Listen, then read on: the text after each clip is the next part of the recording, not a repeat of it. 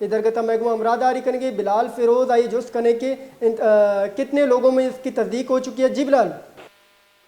جی بالکل اسی طرح کوئٹہ میں کونگو وائرس کے وار جو تاحال جاری ہیں اور جو ہلاکتیں ہیں اس کا سلسلہ بھی جاری ہے.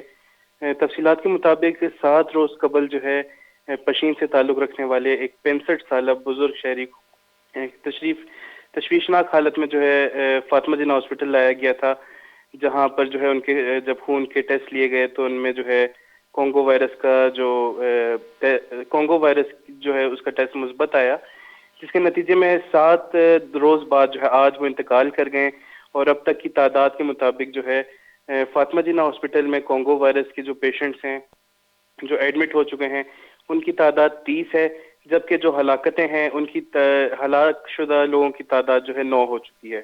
جی جی بلال ہمیں یہ بتائیں کہ انتظامیہ نے اس حوالے سے کوئی ایکشن لیا ہے؟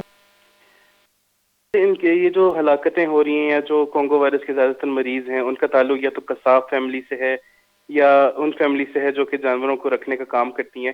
تو جب یہاں کوئٹہ میں منڈیاں لگی تھیں بقرعید کے روز، ان دنوں تو جو ہے محکمہ لائف سٹاک کی جانب سے تمام مویشی منڈیوں میں کونگو وائرس کا اسپرے کیا گیا تھا، لیکن اس کے علاوہ جو ہے حکومت کی جانب سے کوئی میجرز نہیں لیے گئے ہیں.